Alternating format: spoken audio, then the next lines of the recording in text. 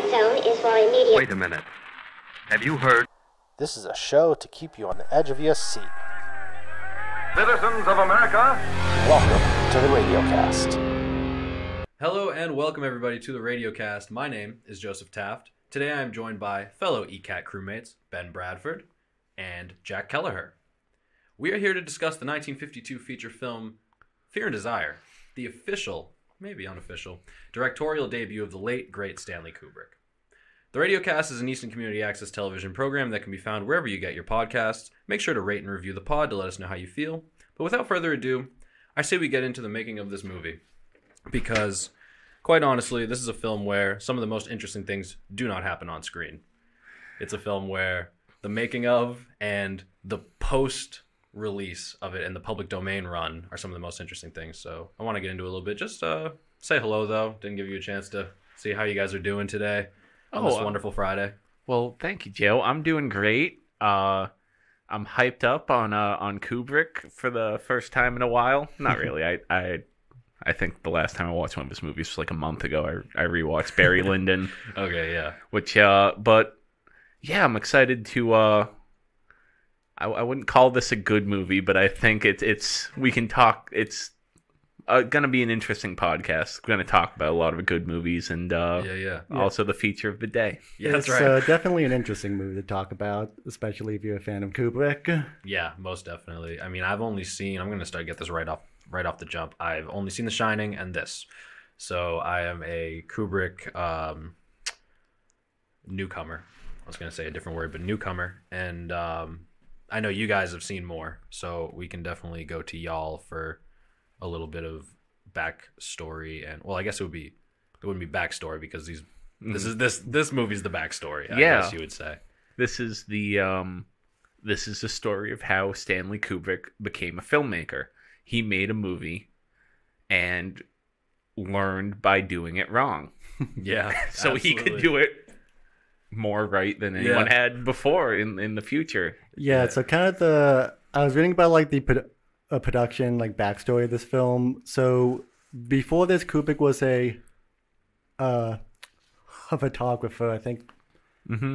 I forget what magazine was. Look magazine. Yeah, Look magazine, and he actually quit that so he could make this movie. And it definitely shows he's a photographer because the cinematography of this film, even though it was a definitely low budget, I did find most of the cinematography, but I could not say that word. Tough one. It is. Yeah, I found the camera work to be very good, and that's something that Kubrick later in his career is kind of well renowned for, is like his use of framing and camera work. Mm-hmm. That's something that in almost every one of his films you'll see a creative and like cool camera work, and so you can kind of see the seeds of that starting to form in this film. And I was reading that, speaking of the camera work, that anytime in the movie there was a panning shot, they did not have the budget for like a rig. So what they would do is Kubrick would put the camera in a baby carriage,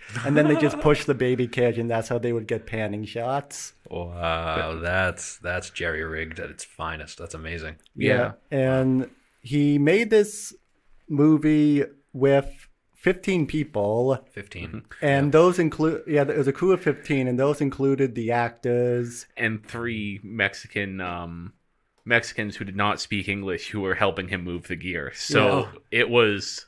Okay. I didn't know that, though.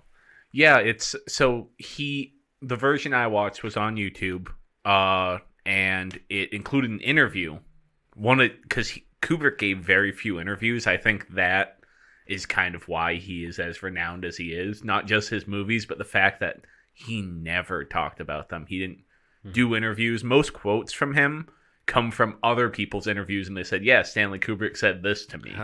So it's all secondhand, everything. But this was one of the few interviews he gave. I think it was from the mid-'60s, and he was talking about this movie, and he basically said he hated it. Yeah, he had nothing but bad things to say. No, as a matter of fact, in the 90s, when this goes in the public domain, he was begging people publicly, please don't show people this movie because it's not good. And he said in the interview, he was the director, the cinematographer, the camera assistant, he loaded the film, and he lit it. So he was doing everything camera related, and it should be noted, this movie was not recorded with sound. So he was doing, he was the whole crew, basically, for his own movie. Yeah, I read that he filmed it silent with no audio, and then the actors would later come in and dub over their lines, which I read added about $20,000 to the budget.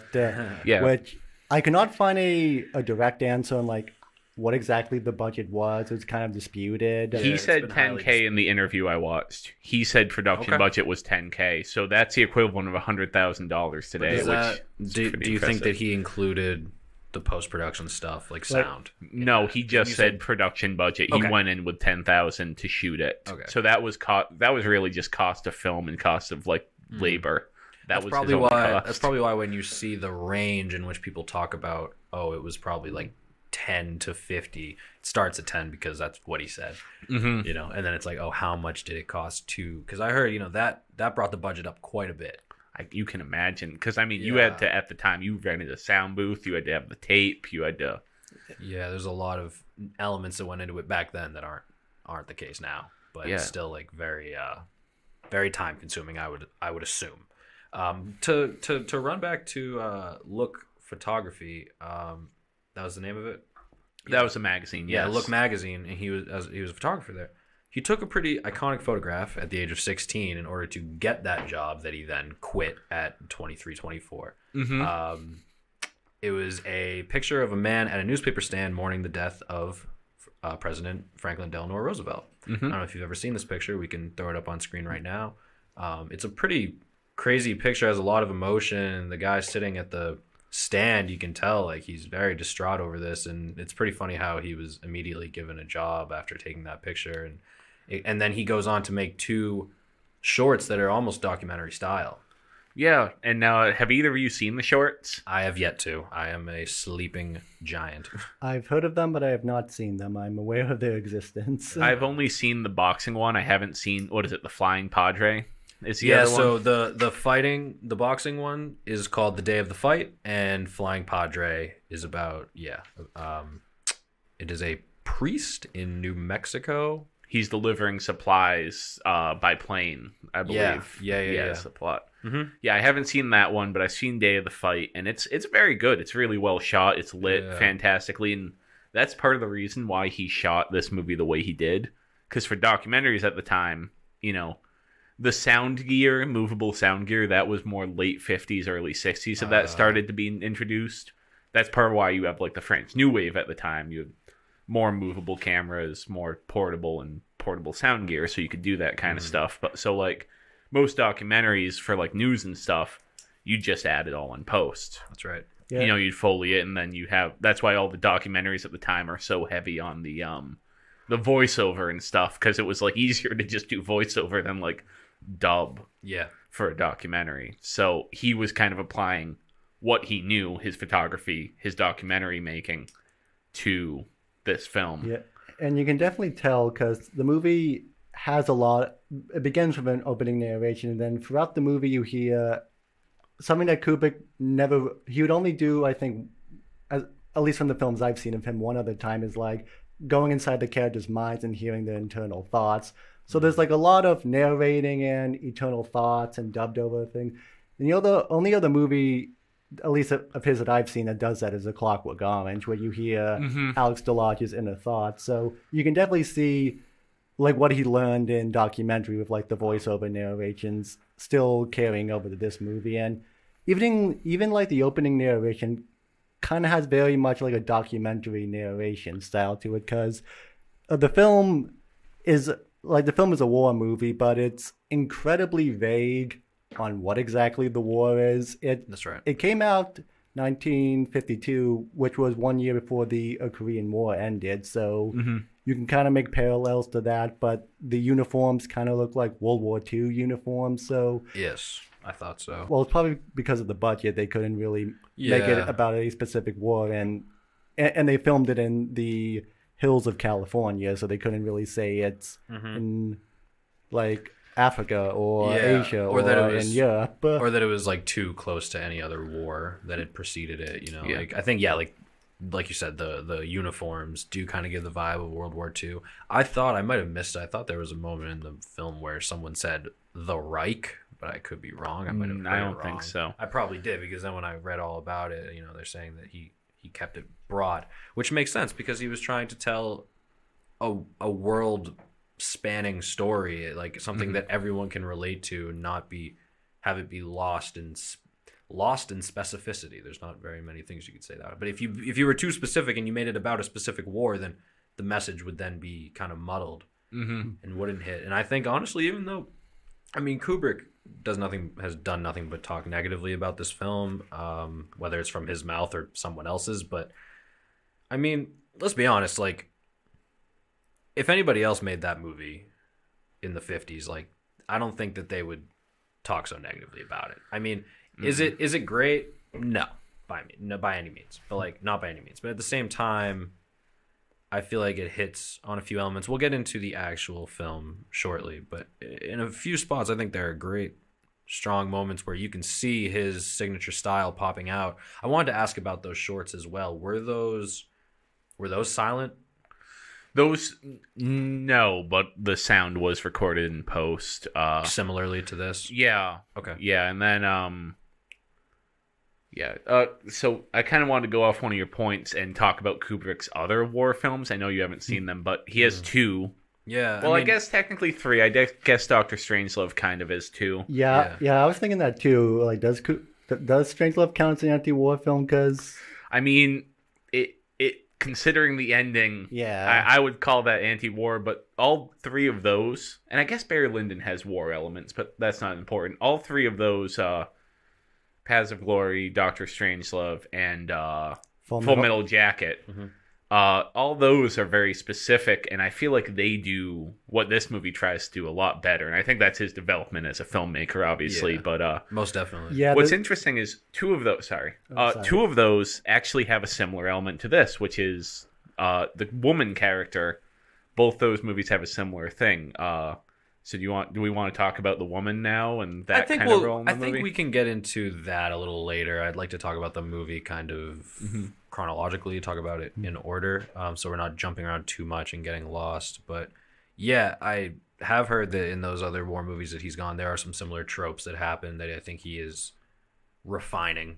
This guy is known as a perfectionist, so it makes sense that he would go back and be like, well, let me do this a little bit better, or like a little bit, or a lot better. Yeah, there was a lot of moments and themes in this movie that definitely pop up in all of his other films, so you can kind of see like where he started, and then like where you can kind of see like the seeds that would later grow into his later movies.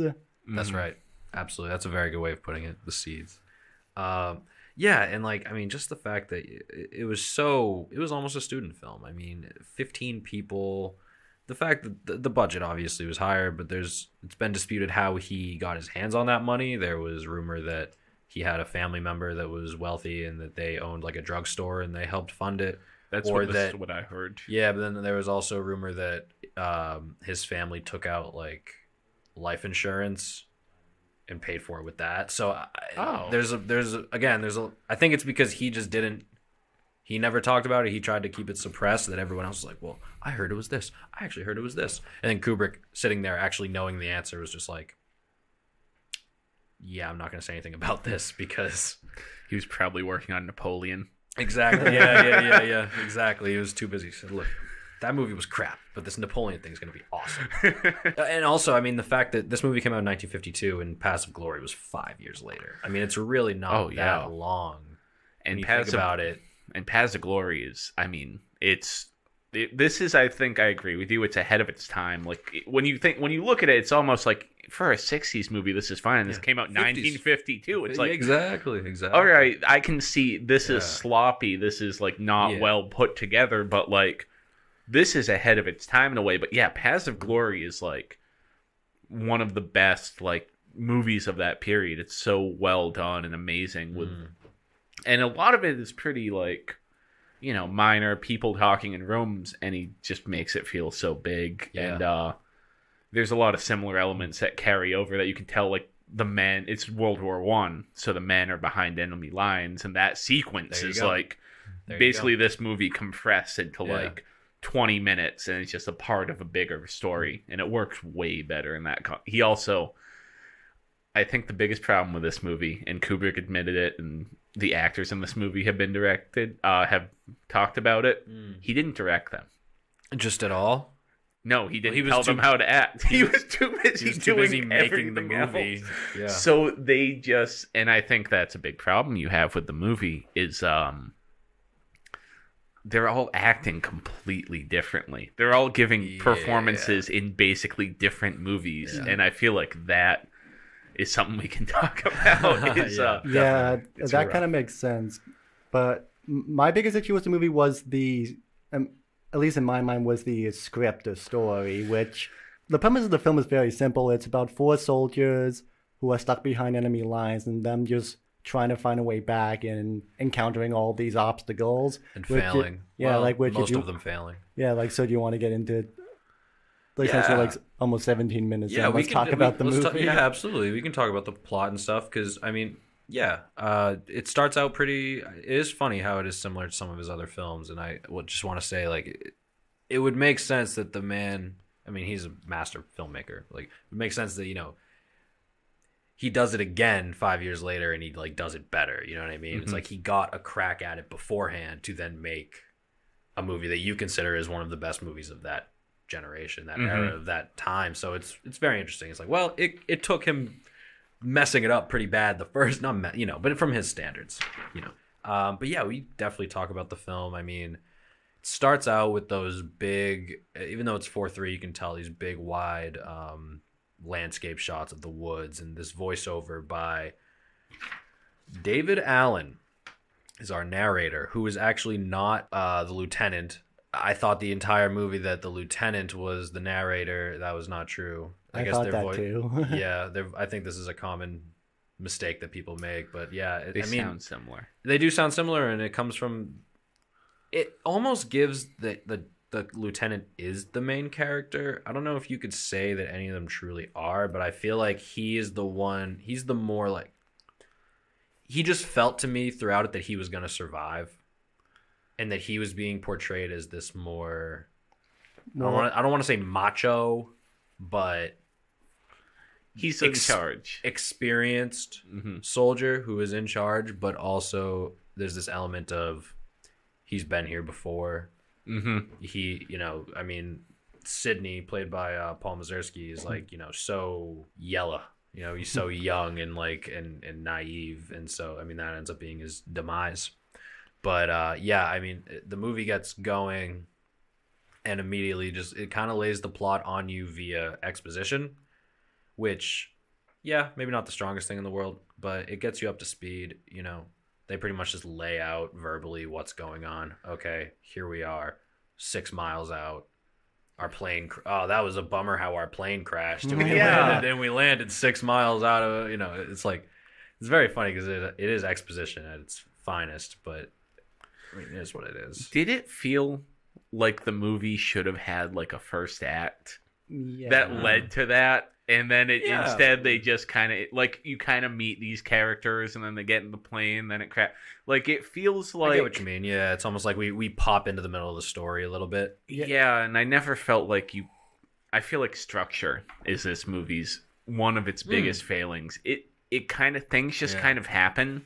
And then at the wall, the climax sort of works. I think the film's finale is one of the better parts of it, but I feel like a lot of it is just things happening. This happens. Now this happens. Now this happens. Yeah, 100%. It's like I said, things are thrown at the wall. I think that character-wise, I don't want to get too far in the movie, but I think that character-wise, some of the arcs work. And that by the climax, that's why some of the climax works, I think, because we've been with these characters for an hour and we've seen how they've changed. So it works in that regard. But yeah, like you said, you had issues with the script and the plot. Personally, I like the idea of it. I like the idea of the concept, right? That's why he used it in all his other movies, apparently. That they are in behind, not all movies, that they're behind enemy lines, and you know what? We're gonna make this raft, and we're gonna go up the river at night.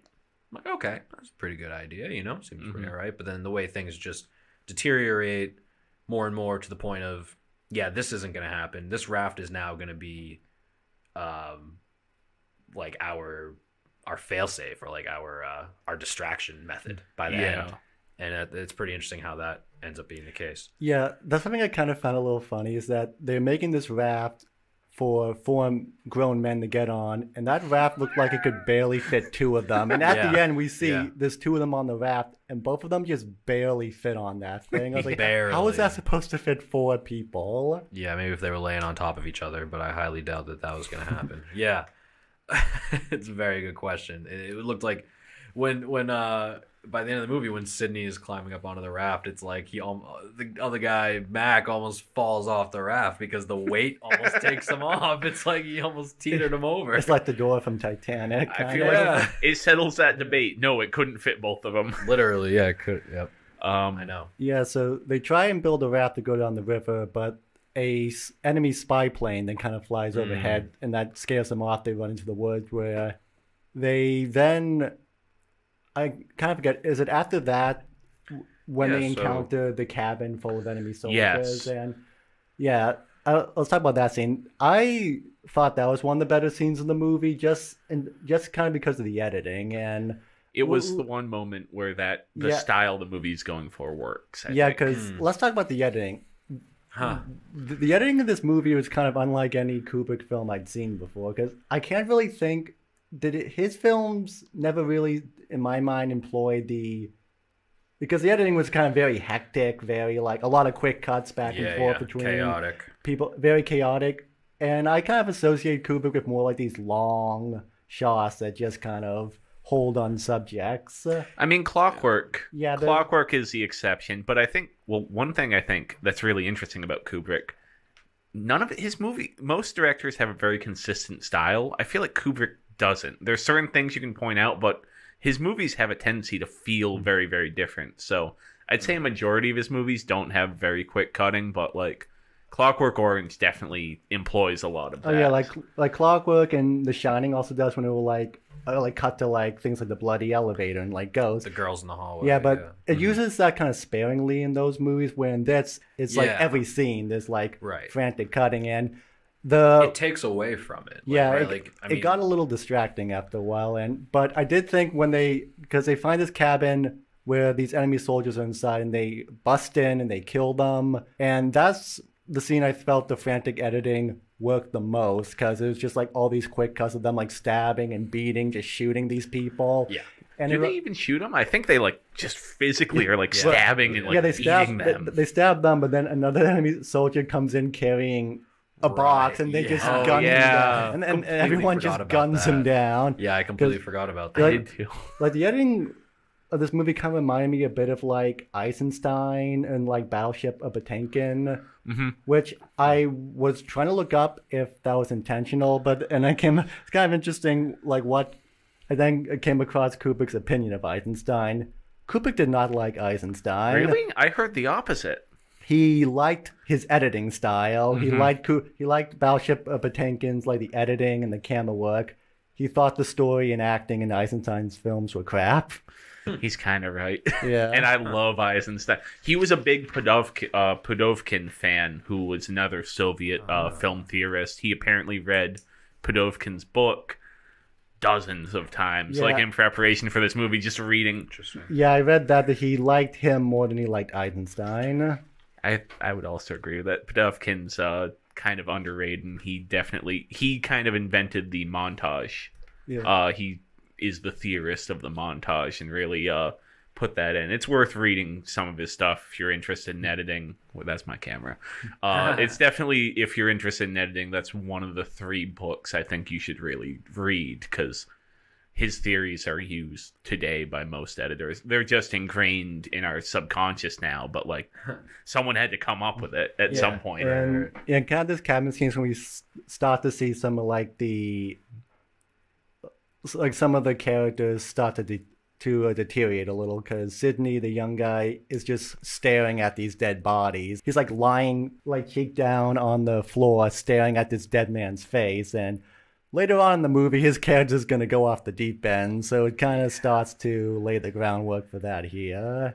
Yes, that was a very important scene, because if you Well, one, I thought that was honestly probably my favorite scene in the movie. This is the first time that they go in and they have to silently, not I mean, they don't really do it too silently, kill these two, eventually three soldiers. I thought it felt like the whole film was edited around that sequence. Yeah. But the way we just talked about it, like with The Shining, it's used sparingly. I feel like he may have realized that, oh, like it's better to maybe have that sequence be crazy, but then counterbalance it with less craziness so that when it does happen, you're like, wow, that was insane. If you imagine how the movie could have been without all that crazy cutting, and then you get to that sequence and it is the way it is, maybe it would have been more effective as an entire film. Yeah, well, I think it's out of necessity. I think like a lot of those scenes, you notice he's using the same shot, like, and then cutting it up because he did not shoot enough footage, which like, he never shot a movie like this before. He didn't know like how much coverage he needs, and I think that's also apparent. It works in this scene, but the 180 line, maybe let's explain the 180 line. I think one of you two should explain that, because I'm bad at explaining it. I just know it when I see it. Yeah, so it's like, all right, guess I'll set it up right here. All right, if my film professor watches this, I'm sorry, because I'm going to butcher this. That's why I'm not. If I am a subject... Well, remember, some people are going to be listening to this podcast only, so they won't be able to see. They're going to be listening, so I can't even visually explain it. 180 line is kind of like, imagine in front of you there's like a 180 degrees, like 90 degrees in front of you. And usually to keep camera work consistent, like whenever it's focusing on a subject, when the camera cuts to a different angle, it has to be within 180 degrees of where that subject is facing. Like to kind of keep consistency. That's probably not a great explanation, but you're close. Like this film breaks that rule all the time. It'll be like someone's face, then it'll be like a wide shot of the whole group, then like a shot of just a random woods, then back to that person's face, on someone else's face. Yeah. So in the wide shot, they're facing right, and then their close up, they're facing left, but it's the same side of their face, and it's like there's no consistency. He just wasn't paying attention to it. You know what I mean? I think he was just with photography. It doesn't matter. There's no 180 line because all the pictures are their own thing. Yeah, you can get it. And it's kind of funny on their own. Yes, it's kind of funny you mentioned that Kubrick didn't film enough shots for this movie. Where if you know anything about the production of any of his other movies, he would go overboard with filming so many shots for movies. Because was it Eyes Wide Shut? How many times did he make Tom Cruise walk through that doorway? 87. Yeah, and then in The Shining, Adam would know. Then The Shining, he made Shelley Duvall do that staircase scene over 100 times, and by the end, so like in the movie, her character's like crying and like haggard. Shelley Duvall was literally crying because she was just so exhausted. Yeah. Well, I think it was more about performance than coverage when he did that later on. Like, the whole thing with Eyes Wide Shut is Tom Cruise is basically a robot. He's like a soulless human being within the movie. Yeah.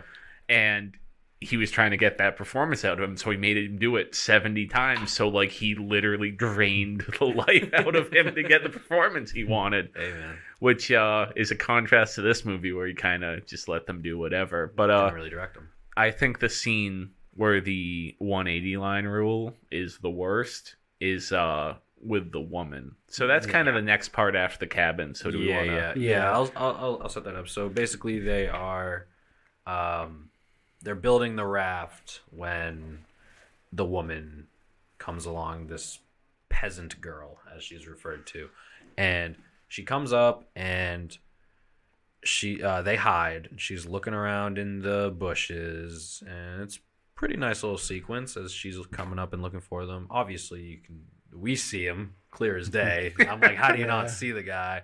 The angles make it work, but it's like when you see the wide of the scene, it's like there's no way. And she does see him until she does see him at the very end. And overall, it's like it's a jumpy sequence. The cuts, it's kind of all like it's like whoa. That's kind of the whole movie. But yeah, they decide that is it because of the spy plane? They decide that we should probably go and were gonna go and check. They were gonna go and check something, and they decided to leave Private Sydney with. Yeah, so they were covering up the raft, right? So they capture this peasant girl, and then a kind of a debate of like, wait, what do we do with her? And this is kind of a scene that we'll see in a lot of future war movies: is the team capturing a civilian and then being like, crap, what do we do if we let them go? They might go tell the enemy where we are. So that's something that will pop up in a lot of other future war movies. So that's kind of Kubrick breaking new ground. Well, it probably happened in movies before this, but so yeah, they go back to check on the raft because they're worried enemy soldiers might have found it. So they leave Sydney, the young soldier, with the girl. And when I was watching the movie first time, I thought that made the most sense because when they catch the girl, Sydney seems to be the most concerned for her. He's telling the other soldiers not to be rough with her and to not hurt her. The captain's being creepy in that scene. The lieutenant quickly becomes. The lieutenant says a lot of weird lines to her, and it goes nowhere. They just drop it after that one scene. Yeah, and then kind of speaking of nowhere. As soon as the soldiers leave Sydney, who definitely seemed like he was the most concerned about the girl, he goes from 0 to 100 immediately. He goes completely insane. He goes Colonel Kurtz in like 5 minutes. And loses it. This is something that, again, Kubrick will do in many of his other movies, is featuring people deteriorating and like going insane. We see it in Full Metal Jacket. Mm-hmm. We see it in The Shining. We see it in sort of Clockwork Orange. It's like the reverse. Yeah, it's so weird. I know, sort of. Orange. And even then, we see something that people call the Kubrick stare. This is like, if you've... Everyone do it to their camera. Oh yeah, like for those who don't know, the Kubrick stare is what people refer to a shot where a person will be staring right at the camera with this deranged look in their eyes, and their head is kind of slightly tilted forward. You see it in The Shining, Full Metal Jacket, A Clockwork Orange. Anytime in a Kubrick movie there's someone who's insane, they do the Kubrick stare. Gotcha. And Sidney does it in this whole sequence of him going insane. So that's the first time Kubrick did the Kubrick stare. That's actually awesome that it did make an appearance, and then it ended up just becoming iconic. And I wonder if it was his idea or if it was Paul Mazursky's idea.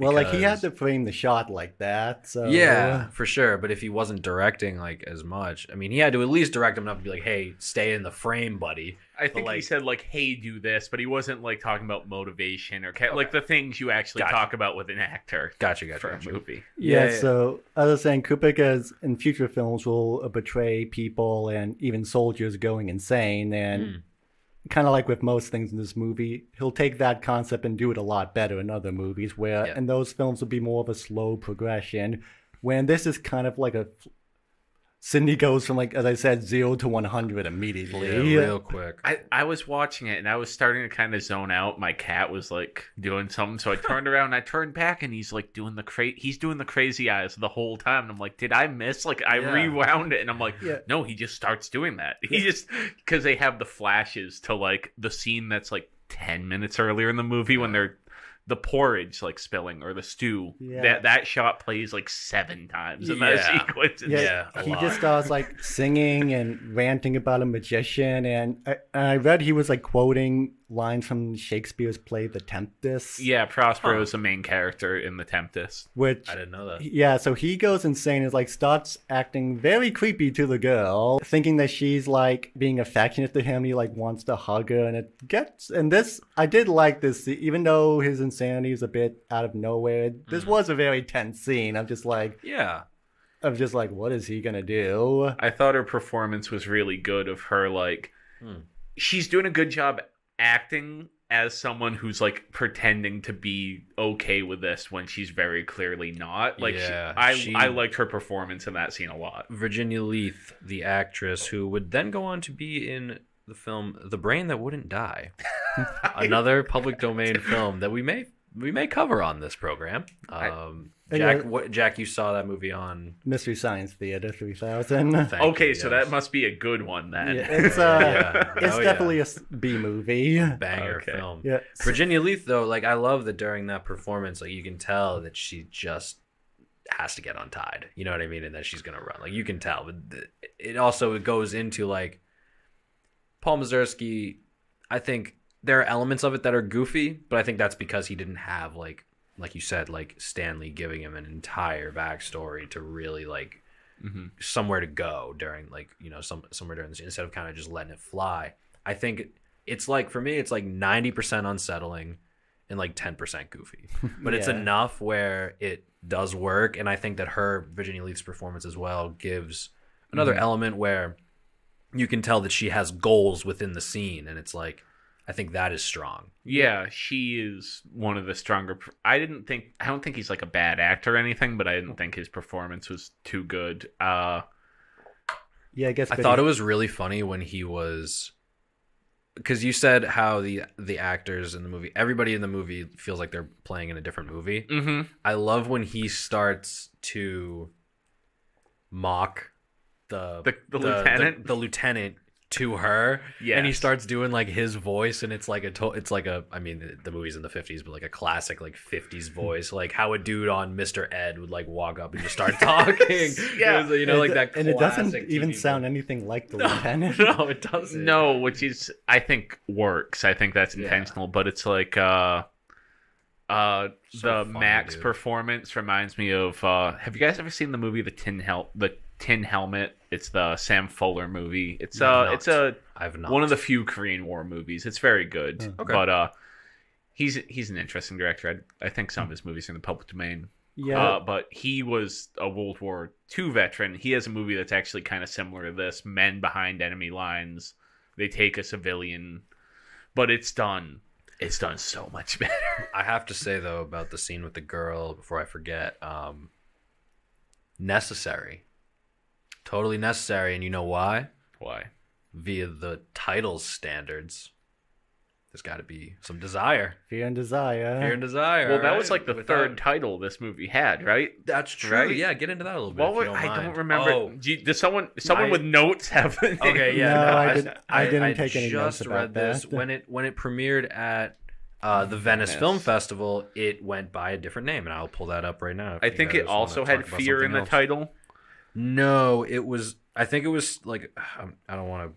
Yeah, so go too long without having it. Okay, I'll but look it up right now. You guys. I think the scene, when I was talking about the jump cutting stuff, the scene when she gets shot is, I think, the worst example of it, because that's a scene where I feel like jumpy cutting could really work, like emotionally. Agreed. But the part when she actually gets shot, the 180 line, her head flips, like her whole body flips over like 6 times in a row between the close-up and the wide shot, and they're using the same shot over and over again. It's like her body positioning is not consistent in the different shots. So Sidney eventually unties her because he thinks she's wants to hug him, and then she immediately bolts forward, and then he shoots her because, like we said, the prisoner's dilemma. We didn't know. Well, not really the prisoner's dilemma, but they didn't know if the prisoner was going to go and tell. So see you later. And then when Mac, the other soldier, comes back, sees what happens, Sidney says, "The magician did it."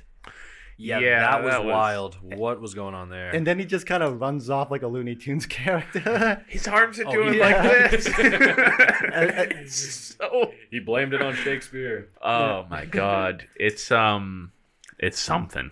The original title when it was premiered was Shape of Fear. Shape of Fear. And then I think the script had a different title. Really? So I think they shot it under a title, then changed it to Shape of Fear, and then did Fear and Desire after that. So it went through 3 iterations. Yeah. Which is interesting. The scene when she's shot should be the emotional peak of the movie. And I feel like it just kind of falls completely flat. Yeah, that was a bummer. I mean, I was like, oh man, that was it? I mean, it happened. It was what it was. He shot her, but it wasn't executed. It was not executed to the point of precision like this man is known for doing with most of his peak emotional moments in films. The scene does a good job kind of building empathy for her. And then the actual escape and shooting is so poorly executed that it's just like kind of kills any emotional momentum you have, because this should be like Yeah, a really absolutely. traumatic scene for the audience. Like, this poor woman was just getting fish, and then she gets kidnapped and then murdered by these soldiers. Do you think it has real quick? Do you think it has anything to do with us watching it in 2023? Or, I mean, 5 years, like we said, 5 years later, he made Paths of Glory. Thank you. And there goes my cup. And it landed straight up. That's good. Beautiful. But no, he made that 5 years later. But is like, does that sequence being jerky? Is that because it's not because of the time? It's because just the movie. I mean, yeah, I think it's because of the movie. I think it's he was a first-time filmmaker, and he was swinging for the fences, and he just kind of hit a foul ball. It happens. He had some misses. True that. And it's funny too because I mean I think cinema, if you look at one shot, I feel like this movie almost could be argued as every frame a painting, because I feel like every frame of the movie is beautiful. It's just like the one before it doesn't flow well into this one. Yeah, every doesn't shot flow looks well good. into the next one. It's funny. It's like every shot does look really strong. Yeah, which, I mean, it looks great. It reminds me in appearance a lot of Rashomon, which I didn't see anything about influence, but you said you saw some sort of video where they were talking about Rashomon being an influence.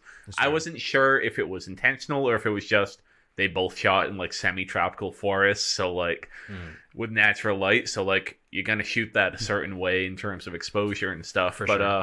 I feel like, yeah, it looks great. The cinematography, by far the best part of the movie. Yeah, I can agree with that statement. And I feel like, I don't know, you've shot on film, Jack. Have you, Joe? Yeah. Not in my life, no. Yeah, shooting on film. It's not easy. No, I mean, especially with a one-man crew, because you're like, you have to meter everything. You have to load in complete darkness. Like, doing that as one person, not even a team, it's like, I couldn't imagine doing that. And I was doing 16 millimeter, which is easy. Yeah, we both did Bolex, right? Yeah, it's a Bolex camera. Yeah, you're loading like, these big reels and then loading the reels on. Like, that's tough for like a team of people. For one guy who'd like probably never done 35 like that before, it's like, that is impressive that like none of the shots are like blown out or out of focus. Like, well, every image looks pretty. I think it's a little bit bland somewhat. Some of the cinematography, it's not as visually exciting as later period, but like considering the budget, considering crew limitations, it's fantastic cinematography wise. There probably was bad footage that was like blown out and overexposed, but he probably just cut it out of the movie. Yeah, which is sure. Most likely. But for the final product to come out and have it be as clean. I mean, obviously not clean in terms of 180 and keeping, sides of the camera right and which direction people are looking. Like, that is all over the place. Mm-hmm. And like you said, I think it would be funny if that was the reason why, other than for performances, that's the reason why he like is known for doing all these takes. Is because for Fear and Desire, he just did not do enough and was like, that's never going to happen again. It was kind of trial and error for him with this movie. Yeah. He probably like was on set and he was like, I need the shot, and he got the shot and he's like, that's good, and then he got to the editing room and it's like, oh no, I needed more than that. What have I done? Yeah, so kind of getting back to the movie story, after the girl dies, the remaining three soldiers, Mac, Lieutenant Corby, and Private Fletcher. Okay, I could not remember his name. Yeah, I remember Lieutenant Matt. Fletcher was definitely the most boring character in the movie. He just kind of stood there the whole time. Wasn't there a fifth guy at the beginning who died? I don't think so. I couldn't remember. I thought there was they had their four. Just the four. I think you might just be thinking of the fact that there were double actors throughout this movie that were getting confusing. Yeah, and kind of getting to that. So the three of them then go back to do the raft plan, but Mac throughout the movie, so from where they have the raft, kind of across the river, there's like this enemy base, and kind of for budget reasons, it's not a very impressive looking enemy base. It's someone's house. Yeah, well, there's this enemy general who Mac becomes obsessed with, and throughout the movie, he keeps talking about killing this general, and eventually, as they're getting ready, they kind of change the plan so that Mac will go on the raft and like cause a distraction. Right. Well, Corby and Fletcher will go into the base, kill the general, and then escape in a plane. And this is kind of the part of the movie that started to drag for me the most, because there was a lot of moments of just Mac on the raft going down the river, just internal monologuing over and over and over, and it just went like on 10 minutes just like, of him on the raft. It's just 10 minutes, just him, like Tom Sawyering down the river, just having eternal monologues, which, well, kind of like, this part of the film is what kind of gives is where we kind of give where we kind of get the fear of the title is, because Mac has a line that, if I can find it, he says, "I'm 34 years old and I've never done anything important." Yeah, and that's sort of his motivation for wanting to kill this general, is that he wants to do something big. He wants to like kill an enemy general, which will have like an impact on the war. That's right. And his life. Yeah, and the general kind of becomes his white whale of like, he just wants to do this one thing so that people will remember him, because he's scared that like he'll never get anything done in his life. He's doing it for the glory. Yeah, and his inner monologues, we kind of get it through that, but it kind of gets a bit repetitive after a while. He says it like 6 times. And I feel like that was the biggest part to me, that was like, where's the first act setting up his character that pays off at the end? Because the whole climax is built off it's like part of that sequence was to make us care more. It's like we should be fully invested by the point that he gets on that raft and starts riding it out. But I have to say too, like I'll explain that after, but yeah, wild sequence. Sequence. Here it is. I was just like, why?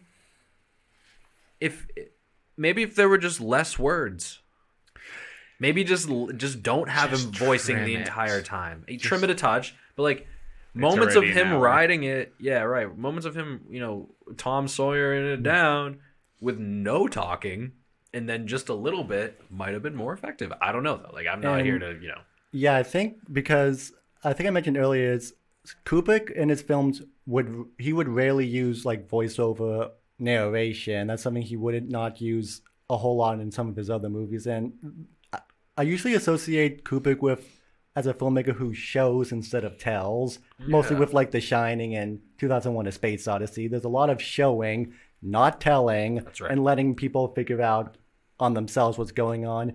And in this film, there was a lot of telling. A whole lot of exposition. So I can see how maybe he looked at this film and was like, I'm not going to do that again. Yeah, for sure. Barry Lyndon has a narrator, but it's kind of like an omniscient kind of narrator. Yeah.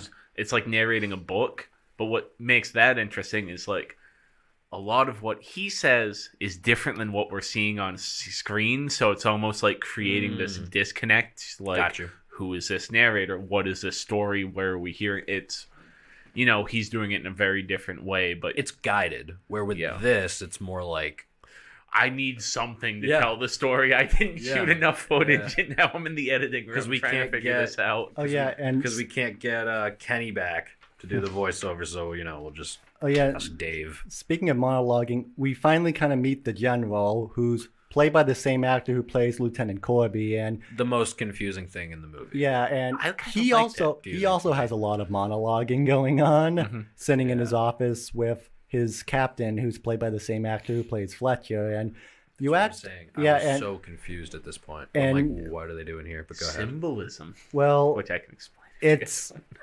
I think it's one of those examples of unintentional symbolism where he had actors play multiple roles purely because there's only 5 actors in this movie, so they had them redo it out of necessity. But it kind of does unintentionally become a metaphor. Yeah. Of like, it's kind of like them killing themselves essentially, and like a commentary on like war and like how the enemy is not as different as you think. Because throughout the movie, there's a lot of throughout the movie, Mac, as he's thinking about this general, thinks of him as like a snooty, snobbish, arrogant guy. Yeah. And then we meet the general, and he's just like this alcoholic. He's kind of just very worn, broken down, not that chill. alcoholic guy just sitting in his office, monologuing about like all like the pain and death he's caused. So that was kind of like an unintentional metaphor of like he's kind of the same person as the leader of our main group. Yeah. Essentially, and he's the same actor. At the very end, as he's he surrenders, and then after the deed is done, of course, there's the dog, which they met earlier. That they had met earlier, and comes through and is kind of like, I don't know. I couldn't really tell. I could tell it was like. I think it was the first thing I thought was like, oh man, like this is just a regular guy too, you know, like even though it was presented to us from Mac's perspective, like this guy's I don't know, but I'm gonna get him, you know. And I don't know if this is probably not because of Fear and Desire, but having actors play multiple roles is something Kubrick would do in a few of his other movies, most specifically Doctor Strangelove, where Peter Sellers would play 3 different roles in the movie. One as a British Army major, another as the President of the United States, and as the titular Doctor Strangelove. Yeah, he would play 3 different roles, and Strangelove and Professor would be... Strangelove and the President would be in the same scenes for most of the movie. So I don't think Fear and Desire like inspired that, but it's an interesting connection to like a future Kubrick film. Yeah, I think so. I'm going to disagree with you slightly. I do think it was intentional, and I feel like when you're in that room with the general and his lackey, the lighting on their faces is very different than the rest of the film. Like, it's very high contrast, split in half. They're almost divided in half by their light. And I think it was intentional to be like, these are like parallel characters. These are the same people killing themselves. And I just feel like it wasn't developed enough in the rest of the movie for it to work entirely. But I think that sequence was an intentional, like, these are like Freudian, because he's a big Freud guy. Kubrick is, and I think it's like a Freudian kind of like. And that whole sequence where like the general and his second in command just in the office, and the lighting of that whole sequences I felt was very well done, and it did remind me a lot of Strangelove, especially like the scenes like between Peter Sellers' character and the crazy general from that movie. Where like the crazy general in that movie goes on a lot of monologuing and rants, and it just reminded me a lot of that. So there's another connection to Strangelove. Except in that it's a joke, because he's like a crazy person talking about fluoride in the water being used in the communist plot. So I think maybe it was Kubrick like poking fun. That could be Kubrick poking fun at his own like character in his own movie. That could be. But yeah, the lighting in that scene's fantastic, and I feel like the performances are pretty good. I feel like the lieutenant is one of the better actors. He was pretty good. I think him and Mac are the 2 best. Yeah, I think I want to talk a little bit about the end, because we are nearing the end of the podcast. The end overall, we could talk about. I love this. I love when the raft shows up. You know, and it's that's like the ending, like the final ending. But before, when Mac goes in, he does his deed, and they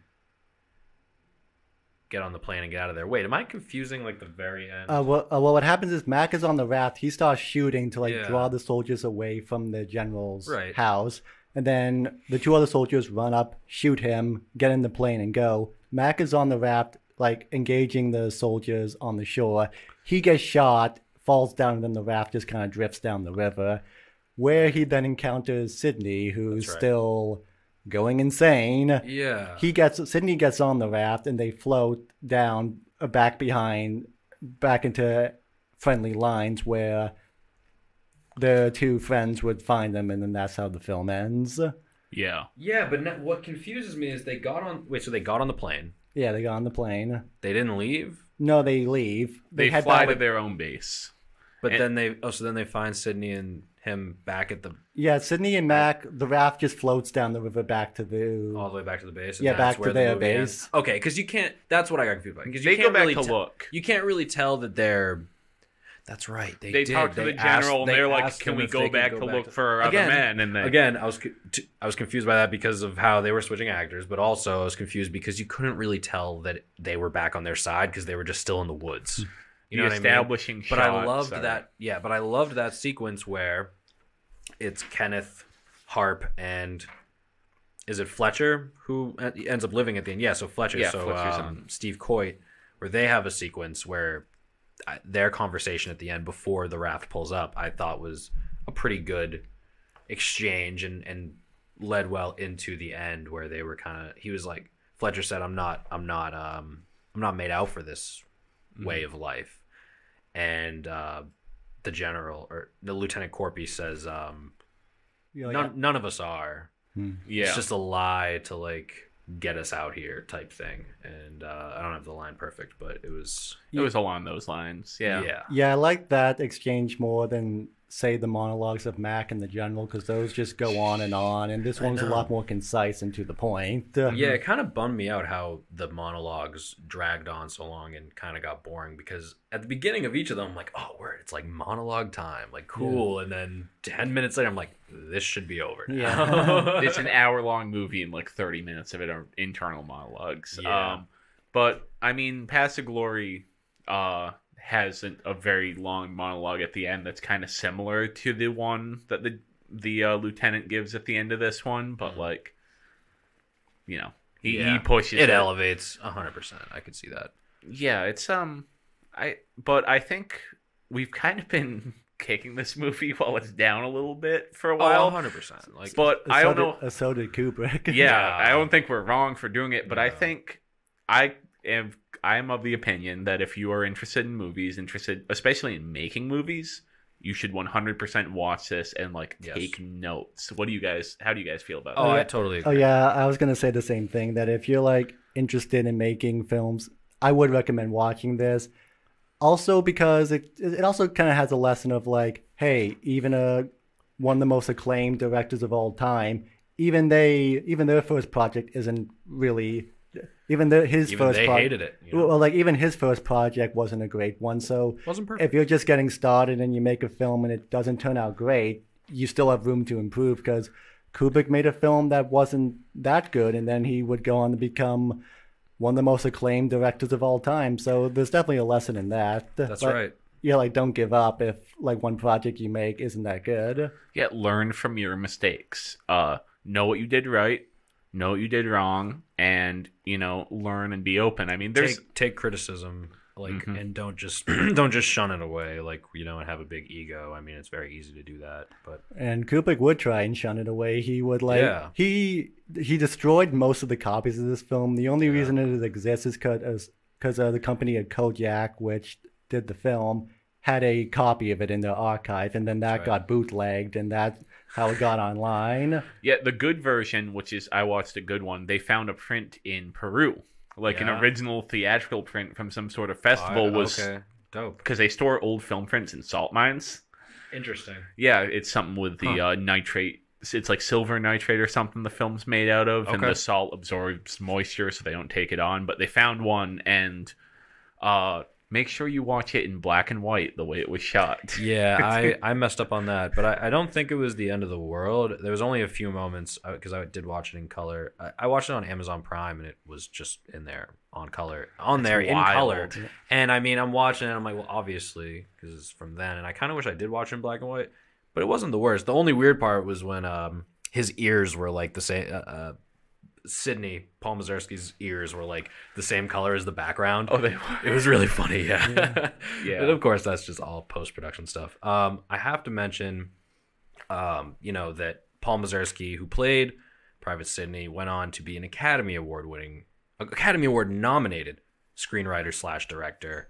He directed Bob and Carol and Ted and Alice, as well as An Unmarried Woman, which are classics from what I've heard, and to be nominated in multiple categories is amazing. Yeah, quite a few of the people in this movie would go on to have like big careers after, besides Kubrick. That's right. And so it was Sackler who Howard Sackler, who helped him write the film. This was Kubrick's childhood friend, and he is best known for writing the play The Great White Hope, and winning a he won a Pulitzer Prize and a Tony Award for that. Thank you. I was like, where'd it go? Yes, he was well acclaimed for his work, and then also those two, and the actor, it was Frank Silvera, who went on to write the Killer's Kiss, right? Yeah, Was it like The Killer's Kiss? yeah, Yes. that'd Yes. be Kubrick's second film after this. Which he needed a job on a promotional short called The Sea Bearer to be able to fund Killer's Kiss, because Fear and Desire was not enough to No. fund Killer's Kiss. It just made its budget back. Yeah. But hey, it made its budget back. So That's it looks right. like we're out of time. You wanna Yeah, send I'd us out? say we're just about out of time here. So I would like to thank you all very much for coming and hanging out with us on the RadioCast. For everyone here at ECAT, have yourself a wonderful rest of your week, rest of your evening, and yeah, take it easy, y'all.